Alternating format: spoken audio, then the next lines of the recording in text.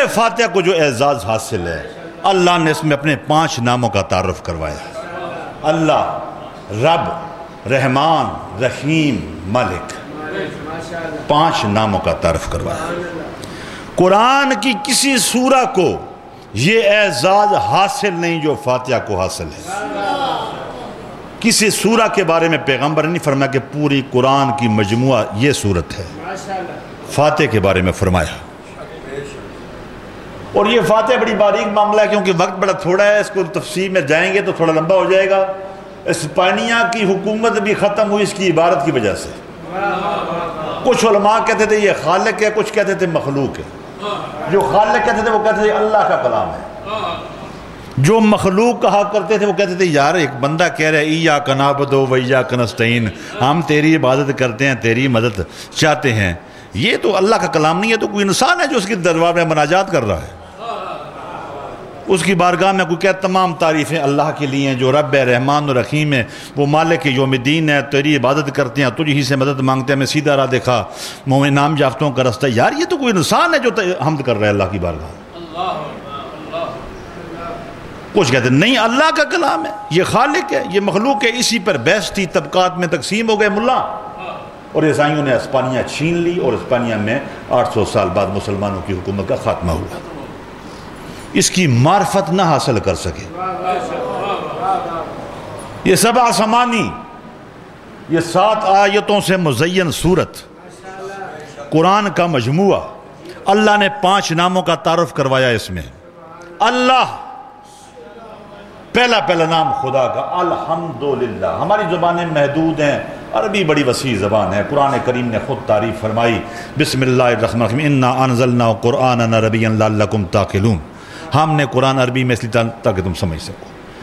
دوسری ہماری زبانیں محدود ہیں، ہم پوری اس کی ٹرانسلیشن، پورا ترجمہ، پوری تشریح میں قاصر ہیں، لیکن ہمارے پاس یہی بات ہے کہ تمام تعریفیں اللہ کے لیے ہیں۔ حالانکہ علی علیہ السلام اپنے خطبے میں فرماتے ہیں کہ تیری ذات ہر صفت سے پاک ہے۔ نہج البلاغہ میں خطبہ امیر المومنین کا، اے اللہ تیری ذات ہر صفت سے پاک ہے، کیونکہ صفت موصوف کی حد مقرر کرتی ہے، اور تو لامحدود ہے، لامحدود ہے، وہ لامحدود ہے۔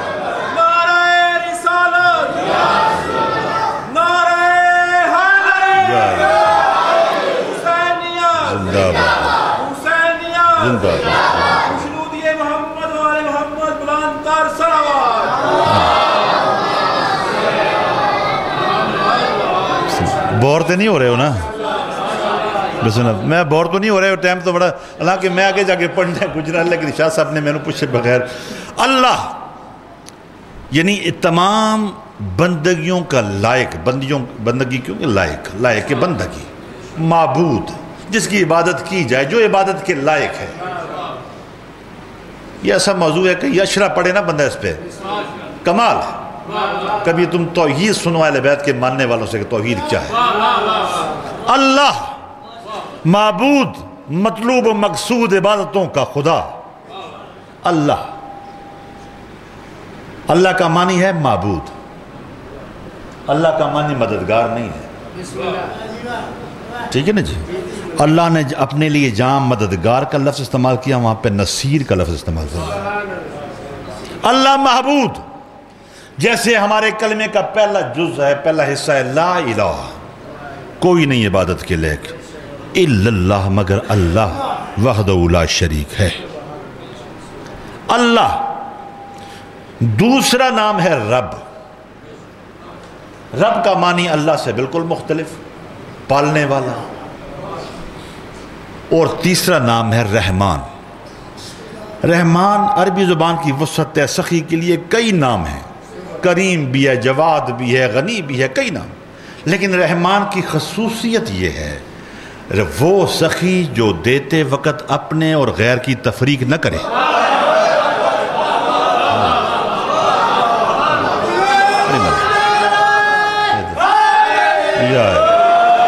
جو دیتے وقت اپنے اور غیر کی تفریق نہ کرے۔ سعدی نے کیا خوب لکھا ہے، کریمی از خزانہ غیب،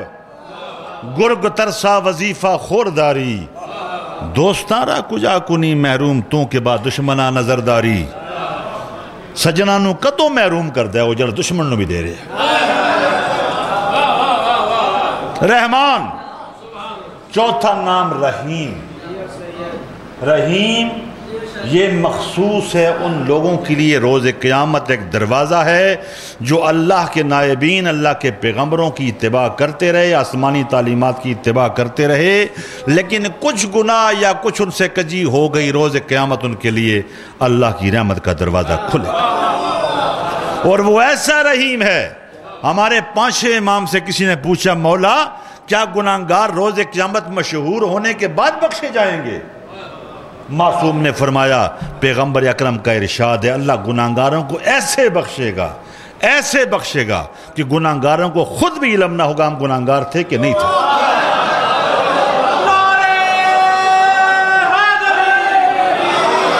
یار وہ کیسا کریم ہے وہ تمہارے اتنے پردے رکھتا ہے کہ تم اپنی نظر میں بھی نہ گرو کسی کی نظر کی دور کی بات تم اپنی نظر میں بھی نہ گرو اور تیسرا چوتھا پانچواں نام مالک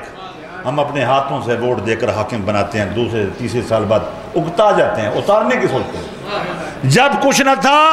وہ حاکم تھا جب کچھ نہ ہوگا وہ حاکم ہوگا نہ اس کی حاکمیت سے کوئی تھکا نہ اگتایا نہ کوئی بیزار ہوا نہ تنگ ہوا مالک یوم الدین اب یہ سیغے پہ غور کرنا ایاک نعبد و ایاک نستعین کھڑا ہو کے پڑھنے والا ایک آدمی کیا پوری انسانیت کی طرف سے نمائندہ بن کر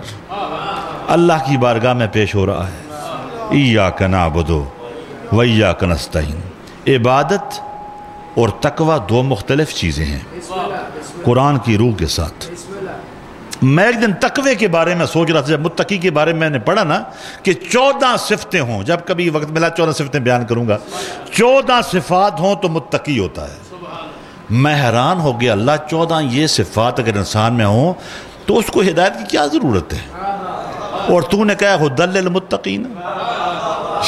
اتنی صفات کے بعد ہدایت کی ضرورت کیا ہے یہ کون سی ہدایت ہے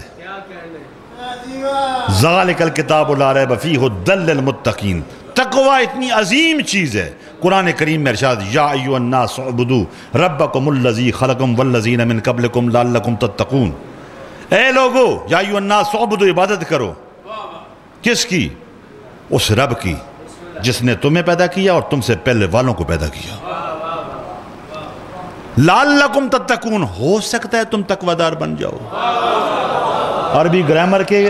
پڑھنے والے علماء موجود ہیں لعلکم ہو سکتا ہے نہیں بھی ہو سکتا کئی لوگ بڑے بڑے عابد ہیں لیکن متقی نہیں ہیں بڑے بڑے تقویدار ہیں متقی نہیں ہیں عبادت تقوی کی راہ ہے عبادت خود تقوی نہیں ہے ہم نے ہزاروں عبادت گزار دیکھے ہیں جو سود لے رہے ہیں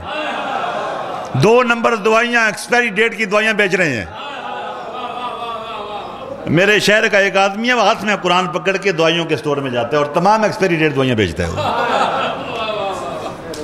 اللہ جانتا تھا مالک خالق ہے اس انسان کی ایاک نعبد ہم تیری عبادت کرتے ہیں و ایاک نستعین بعض علماء و فقہاء نے لکھا کہ انسان اپنی ذات میں بھی مختلف قوتوں کا مجموعہ ہے قوت سامت ہے قوت بصار ہے قوت نطق ہے جی سونگنے کی دیکھنے کی سننے کی بولنے کی اٹھنے کی بیٹھنے کی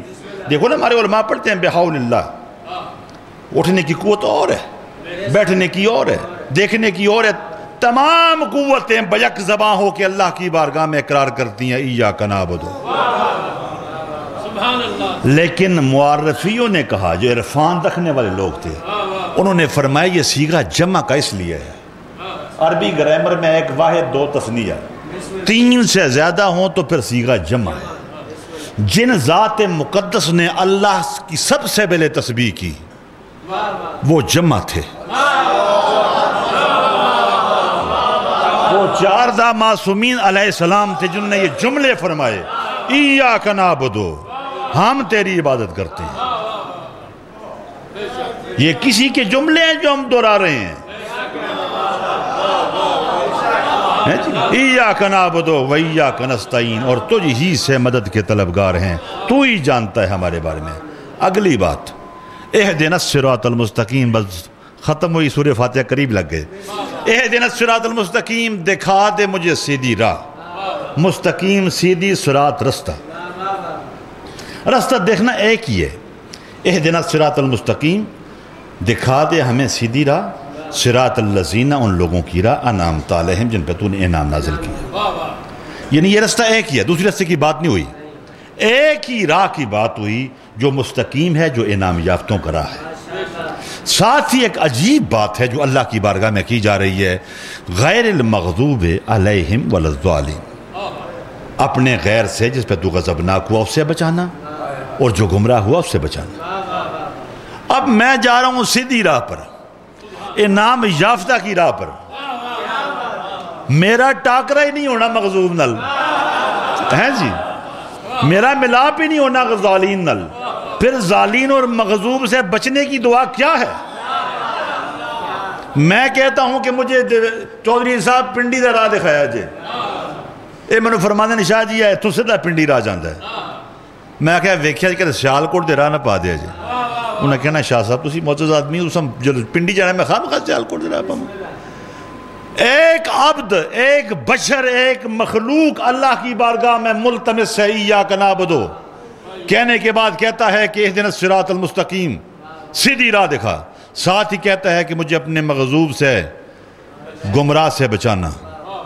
اس کا مطلب کیا ہے؟ اس کا مطلب یہ کہ راہ ایک ہی ہے، انعام یافتہ بھی وہیں پہ کھڑا ہے، مغضوب بھی وہیں پہ کھڑا ہے۔ انعام یافتہ بھی اذانیں دے رہا ہے، مغضوب بھی اذانیں دے رہا ہے، ٹھیک ہے نا؟ انعام یافتہ بھی قرآن پڑھ رہا ہے، مغضوب بھی قرآن پڑھ رہا ہے۔ یا خدایا مجھے اس سے بچانا جو مغضوب ہے، جس پہ تو غضبناک ہے۔ کیونکہ ابلیس کو جب راندہ درگاہ کیا تھا نا، قرآن کریم کا ترجمہ پڑھ رہا ہوں، وقت کم ہے اس لیے آیاتوں کا حوالہ دینے سے میں، جب شیطان کو، ابلیس کو راندہ درگاہ کیا اللہ نے، تو اس نے کہا تھا اے اللہ میں تیری سبیل پہ، تیری راہ پہ بیٹھوں گا، صراط مستقیم پہ بیٹھوں گا نا، تیری طرف جانے والوں کو روکوں گا۔ اس لیے مغضوب سے بچا، ظالین سے بچا، مجھے شناخت نہیں ہے، وہ بھی اذانیں دے رہا ہے، وہ بھی اذانیں دے رہا ہے، اس کی بھی داڑھی ہے، اس کی بھی داڑھی ہے۔ اللہ مجھے انعام یافتوں کے پیچھے رکھ، جو انعام یافتہ والے ہیں ان کے پیچھے، جن کو نہیں ملی وہ کہتے ہیں آمین، جن کو میسر کہتے ہیں الحمدللہ رب العالمین۔